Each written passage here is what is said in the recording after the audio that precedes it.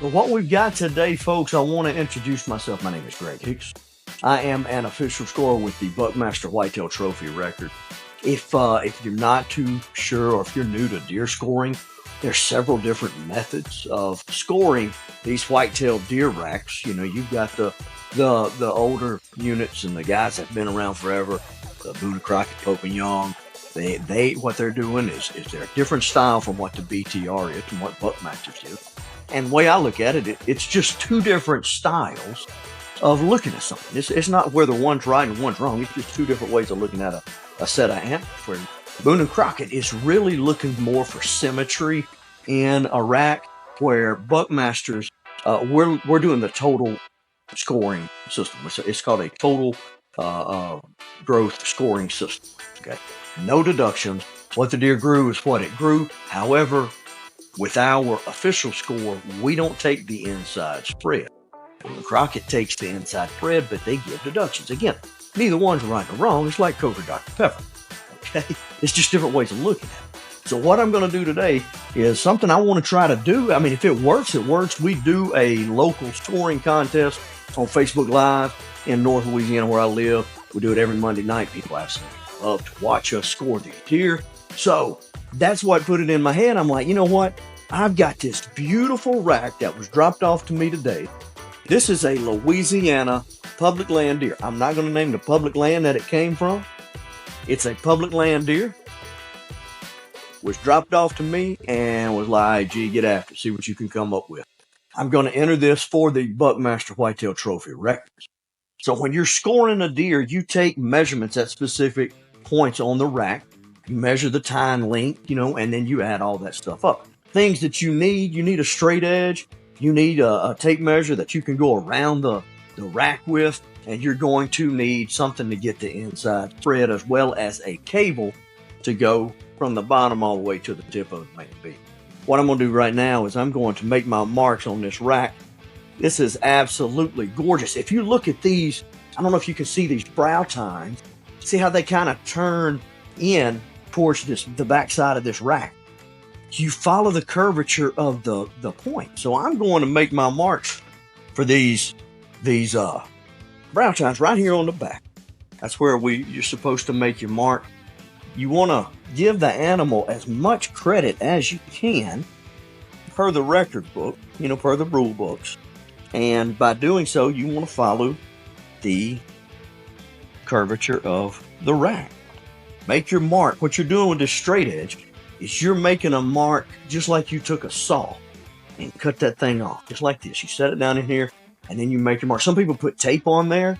That's absolutely cool. I just, I don't have the time or the patience. I'm not fancy like that. I guess I make my marks on the rack, and then we'll, erase them off, and nobody's none the wiser.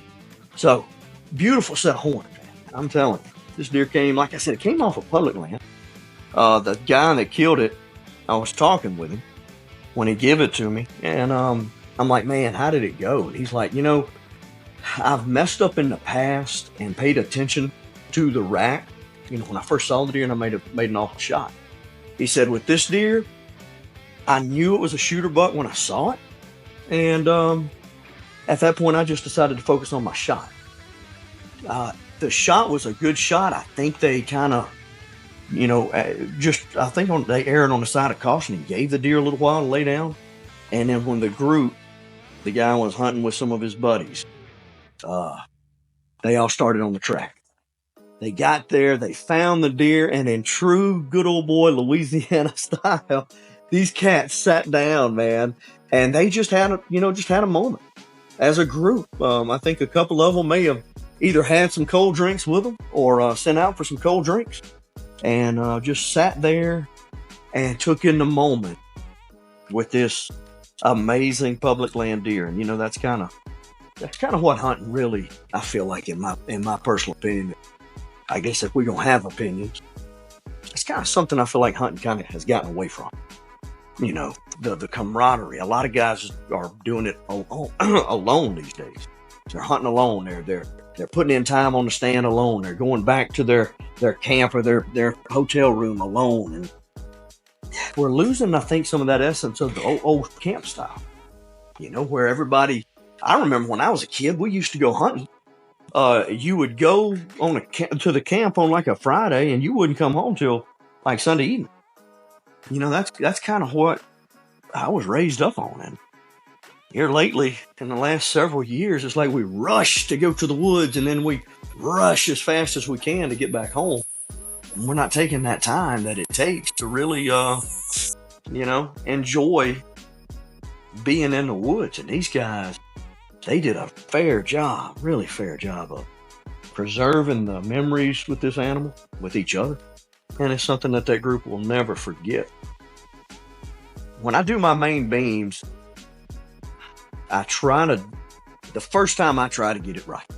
If there's ever any doubt in my mind, I'll do it again. It's a lot of real estate to cover, and sometimes that cable will slip. And if you're not careful, it will slip. And this set of horns is pretty smooth, especially on the backside. There's not a bloodline. Sometimes on these racks, you'll see a deep groove, and that's a bloodline. And you can lay that cable in that bloodline, and man, it's there. And I didn't have that, so I just want to check it one more time just to make sure that my measurement is true, and it is very good. So now what I have is something that I absolutely love. It helps me with my inside spreads, and this is it's an old mason group. It's just one of those that you kind of fold out, an accordion style, and I get my inside spread with them, and then I get my main beam measurements with them. We're gonna measure the main beam on the right-hand side of that rack. This main beam I got 24 0/8 for the right side. 24 0/8. So now I'm going to take my pen, and I have my sheet, and I'm going to show you what my sheet looks like right here. I have my left and I have my right put out. You see? I've got my left, my right, my main beams, my circumference measurement. I got all that put out. Now I've got an official score sheet that I'm going to put it on here in a little. But for right now, I'm just, 24 0/8 on the right-hand side. So I'll put 24 0/8 for that right side main beam. If you don't know, we measure in eighths of an inch. And the only thing I can say as to why is it's just easier to add up. That's my only, that's the only thing I can say. It's easier to add in eighths. So now I'm going to measure the first point on the right-hand side, which is going to be the brow tine, or some people call them eye guard. And that's going to be 4 7/8. So I've got 4. It's 4 7/8. The rule on Buckmasters is, and I'm not sure if it's this way with Boone and Crockett, but if it's a little over that 7/8, then you can round up to that next 8. And it was very close, but I'm going to play it conservative because it pretty well did land on that 4 7/8. So for the P1, we'll do 4 7/8. Now we're going to the 2s. That's some of the terminology with the different groups are such as like they call these right here the points, the tines. They call them Boone and Crockett, Pope and Young call them G's. Buckmaster calls them P's. P1, P2, P3, P4. So on the P2 on the right hand side, I've got, let's see, that's 10 2/8. Yes, sir, that's 10 2/8 all day long. That's a good time right there. 10 2/8. Second, the second one, 10 0/8.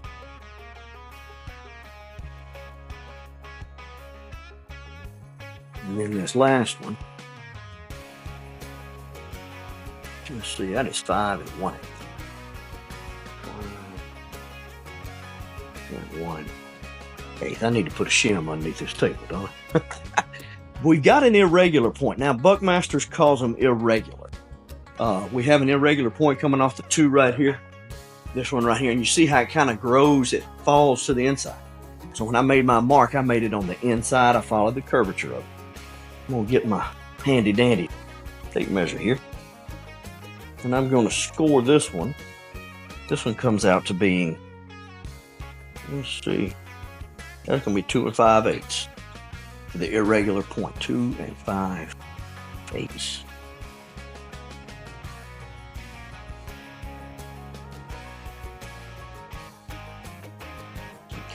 When I wrote that down, I put 2 5/8 and I put that IR. That way I know, because when I go back and do my percentage of irregular points versus typical points, I'm going to factor in that, and that'll put it in a category. This one will be in a, there's no doubt this one will be in a typical, but that's how you find the different categories for Buckmasters. You have perfect, typical, semi-regular, and irregular. And what that does is the amount of irregular inches divided by the total inches gives you a percentage. And by that, that's how you figure out I think I said that right. I'll check later. So we got the C1s now coming up. Going to do my circumference measurement. I always work off the same side of the rack. When I first started, man, I would flip it around. And if I was doing the main beams, I would do both main beams. I'd do this, I'd do that. I spent more time flipping it around. And I said, you know what? I'm just going to run it off of the same side. Now, when you find a circumference measurement, contrary to popular belief, you're looking for the smallest measurement. This deer's bases are 5 0/8, which is really good for a Louisiana deer. Usually your Louisiana deer is going to be, mature Louisiana deer will be around 4 to 5. So 5 inches is good. Every so often you'll get some that run on up. There was a young lady who killed one earlier this year. That was unbelievable. I mean, those bases, I believe, were 7 something out of the river, up against the Mississippi River. So for a 5 0/8, that's not bad at all. 0/8, all right. My next, what you'll do is you're going to take your circumference measurements before the brow tine, after the brow tine, between 2 and 3, and then 3 and 4. On a 10 point, on an 8 point, you'd go here, here, here, and then you take the halfway measurement between the last point and the end of the main beam. But see, I've got a typical point here, so I'm going to swallow it right here. This side will go here. This is that 8 point side. It'll go here, here, here, and then right there. You see what I'm saying? Every deer is going to get 4 circumference measurements. Let's see what we got. On the 2, let's see, 4 4/8.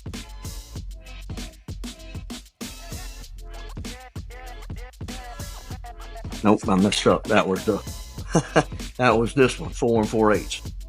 I got to get this one down here. I knew I'd done something wrong. I'm gonna go here, 4 5/8 for the 2. 4 5/8. And then for the last one, now you see right here, you got to be careful. You got to look for stuff like that. When you're making your circumference measurement, that's kind of an irregular bump. You don't want to go on that. You know, that'll give a deer an unfair circumference measurement. So you need to make that circumference measurement. Again, you're going to go at the smallest spot between here and here. So you're not going to go around that. You're going to go a little bit closer to the tine.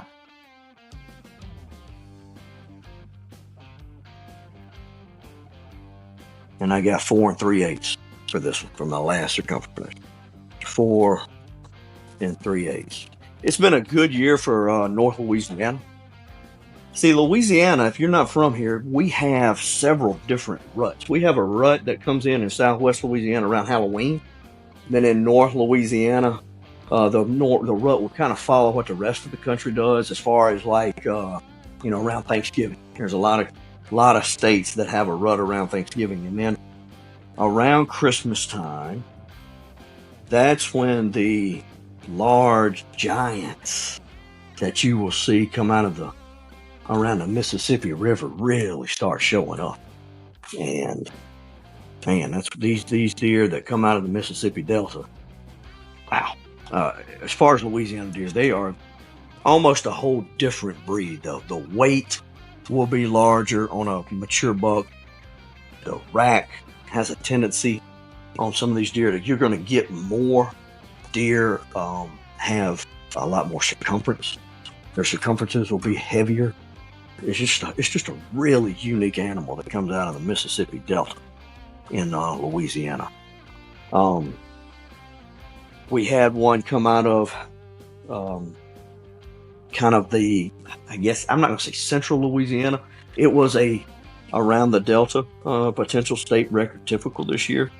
an outfitter has the put this out there, and those guys were able to manage their herd. And it's a free range facility, and it's got a lot of good deer on it and around it. So Louisiana's had a really solid year this year. I'm gonna do that again. And again, when I get to talking, sometimes, I'm scared I'm missing something. I'm gonna pull that back just a second, probably about an 1/8 of an inch. I came back,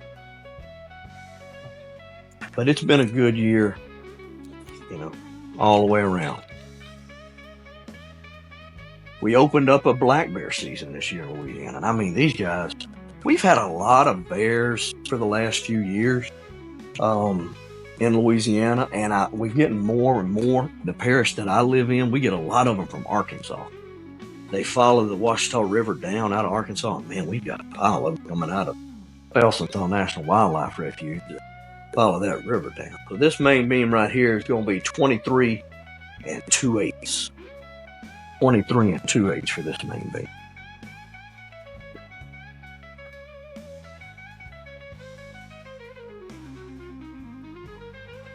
Alright, so I'm going to do this one on the left-hand side, just like I did the other one. Fold this tooth up. Follow the curvature of the horn, the antler fell to the backside, so I measured it also on the backside. Made my mark on that backside, so let's see what we got. 4 7/8. 4 7/8, just like that last. Length of the first second one on the left-hand side. Ooh, that's a good one. We're looking 12 7/8 for that one. 12 7/8. That's a long dude, man. And now the last one.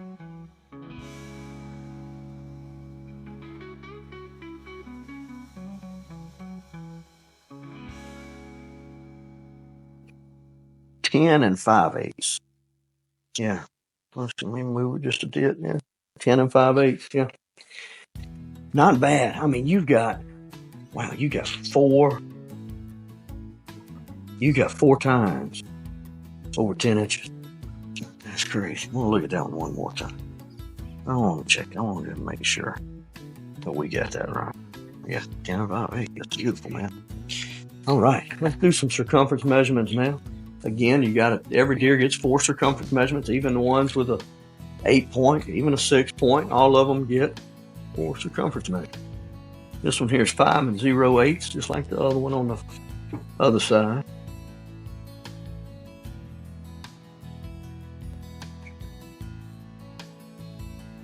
This one here, 4 4/8.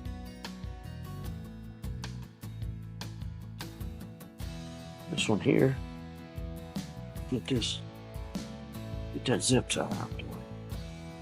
Taxidermist tag. 4 4/8. And then the last one, you want to take it at the halfway point between the last time and beam. So I'm going to take it right there. Got my mark right here.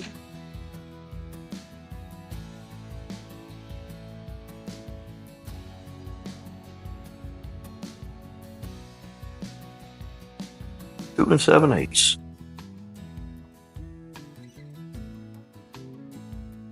Now, when we score on Monday nights, I got a guy that scores with me. He writes the scores down. And I ask him all the time, I say, guess what the spread is? We always have the guess what the spread is.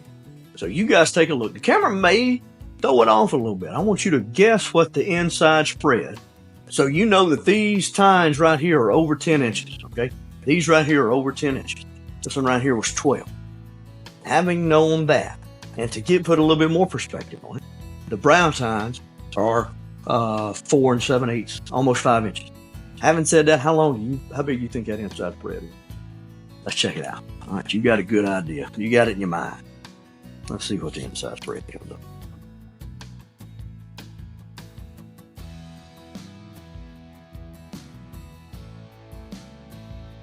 And see when I got this mason's rule, it'll fold out. It's like, I can tell you right now, it's over 16 inches. All right. And I follow it up till I get where it's perfect. That's as wide as it'll get. I got 19 and 6/8. 19 and 6/8. That's wide, man. This is beautiful. Big, beautiful deer. So we got 23 and 24 inch main beams. We got 4 tines over 10 inches, with the longest one being 12. Circumference measurements, they go, both sides go 5, 4, 4, 4. Let's check out the score. Y'all hang tight. I'm going to measure it up, then we're going to talk about it. All right, so I told you guys that, what the measurements were. 23 and 24 inch main beams. We had this point right here. This P2 is 12 and 7/8. This one here is 10 and 5/8. 10 and 2/8, 10 and 0/8. Great measurement. Good bases, 5-inch bases, 4, 4, 4, 4, 4, 4, and 2. On the circumference measurements, not bad. And then you get in there with that 19 and 5/8 inch inside spread. This Louisiana public land deer, I've got him at 143 and 7/8 without the spread. When you put in that 19 and 5/8, I got 163 and 4/8. Outstanding deer right here in Louisiana, public land bow kill. The guy that killed it, he was ecstatic. I mean, just as happy as he could be. Again, if you didn't hear or wasn't paying attention, he's messed up in the past and made some bad shots on some really good deer. And he told me when I got it, he said, I've done that in the past. And when I saw this one, I knew it was a shooter deer. I just didn't even look at the rack. I focused on my shot, made a great shot. It gave the deer a little time to lay down, went, found it, and it was no ground shrinkage at all. Had a great time right there with the deer. I saw several pictures. My buddy sent it to me. He's like, look at this, check this out. The guys had a great time. So, if you guys have any questions about scoring deer, hit me up. I know you're probably going to criticize me a little bit. I mean, that is what social media is, right? And like I said before, man, I score for the Buckmaster Whitetail Trophy records. We're a total credit scoring system, so there's no deductions on this deer. However, our official score for this deer would be a 143 and 7/8, where that's without the inside spread. So there's 143 and 7/8 inches of antler on this deer. Okay, 143 and 7/8. When you factor in the inside spread, now it goes to the 163 and 4/8, which is basically everybody else's gross score, and that's the score everybody's going to talk about anyway. Nobody's going to say they killed 143 and 7/8 inch deer that has a 19 and 5/8 inch inside spread. They're going to say I killed a 163. Look, just like that. So that's what I call it. It's their deal. They can call it what they want to. But the BTR, what Buckmasters is starting to call the BTR score, is that the larger score, the 163 and 4/8 with Buckmasters. Again, beautiful deer, outstanding. Glad to get a score. If you like it, we may do some more of these. I've got a taxidermist friend that's one of the best in our area. He takes in some hammer, and I know I can get this once a week. So if you guys like it, let me know. Share it amongst your friends. And thank you. Appreciate you, and we will catch you next time.